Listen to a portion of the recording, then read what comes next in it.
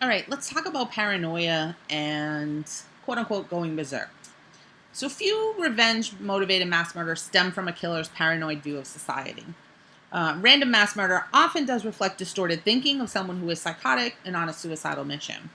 And as we know, Mullen labeled these types of massacres as autogenic. And he looked at 5 cases, and based on these, he concluded that autogenic mass killers share the following traits: they're socially isolated, they feel persecuted to the point where they're delusional, there's an absence of remorse, and there are suicidal intentions. Most also exhibit an extreme sense of entitlement and a self righteous view of their troubled life. This type of killer blames the world for his problems and decides to get even, and the more people he kills, the sweeter the revenge.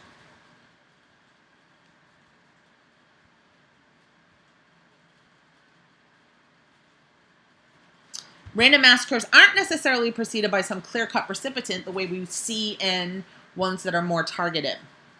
And this killer, however, may have created a catalyst in his mind. These types of massacres occur infrequently because the killers are typically too out of touch with reality and too confused to carry out their attack. May be very difficult to concentrate on killing if you're hearing voices. On October 30th, 1985, Segrist opens fire at a Springfield, Pennsylvania shopping mall. Segrist kills 3 people and wounds 7 others before being disarmed by someone who was shopping at the mall. At the time, she was 25 and had been diagnosed with paranoid schizophrenia 10 years earlier. She'd been committed and discharged from care several times, and so her case stimulated discussion about whether or not the state should have committed her as opposed to what are her individual rights. And there was a civil issue here where people sued the mall saying that they should have had her civilly committed. But Pennsylvania had recently tightened their laws where you needed clear-cut proof of dangerousness. Even if she had been hospitalized, she would not have been held for very long because most people who make threats never follow through. It is rare for women to murder strangers and equally rare to do so in the method that Segrist did. Most women use firearms, use a handgun, not military-style assault rifles. We do know, though, for rampage killers, serious mental illness is a predisposing factor, and particularly those who kill indiscriminately, and they often suffer from severe psychopathology. They may be delusional, they may be hearing hallucinations, and they may be killing during a psychotic episode. And the more random a massacre is, the more likely that serious mental illness plays a role. One clue that a rampage killer may be psychotic is their age at the time of the assault. Nearly 1/3 of public mass killers were under 25, compared with 20% of those who killed specific targets or as part of a criminal enterprise. We know that early to mid-20s is when we see severe mental illness begin to take hold. We see this particularly with schizophrenia. Schizophrenia is characterized by an inability to distinguish fantasy from reality or to be in touch with other people, and that often comes to light during late adolescence, early adulthood. Paranoid schizophrenics hear voices, feel anxiety and anger, and believe people are out to get them. Now, most schizophrenics never kill anyone, but a few may lose the capacity to think clearly about themselves and others. Americans tend to fault the mental health system for mass murder even more than inadequate gun laws. And we tend to see some initiatives afterwards that are concerned about mental health. And while that's certainly a good thing to do, it's really being done for the wrong reason, as this is not a major factor it's not a major factor in mass killings or killings in general. So is there a connection then between violence and brain abnormalities?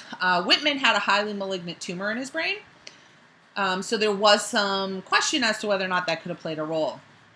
But his attack was not episodic or sudden. The night before, he deliberately killed his mother, and he stabbed his wife in the chest. Now, they did try to look at his brain afterwards, but the self-inflicted gunshot wound obscured that point, so they weren't really able to, come to any actual conclusions there. Now, in order to actually become a mass killer, you need access to a means of mass destruction, and so for most, this is a gun. This can happen. Some people use target shooting as a way to ease their stress or frustration. Some measure their self-worth in terms of their marksmanship. And so if people are already doing that, it's easy to see why they would turn to a gun to solve their problems. And the availability of high-powered, rapid-fire weapons definitely plays a role. Over 80% of the deadliest mass murders in the U.S. have occurred since 1980. and over 80% of those involve firearms as the exclusive or primary weapon. And here you can see a list of deadliest mass murders since 1900, and we could see the weapon in the far right column. So we see Stephen Paddock from 2017. We see the Orlando nightclub. We see Virginia Tech. We see a church. McDonald's,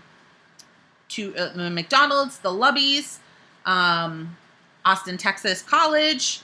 What else do we have here? We've got a workplace, the post office, Columbine, City Street, an immigration center, military base, a nightclub, Navy Yard, movie theater, office building. And then we've got 2 more homes in another office building.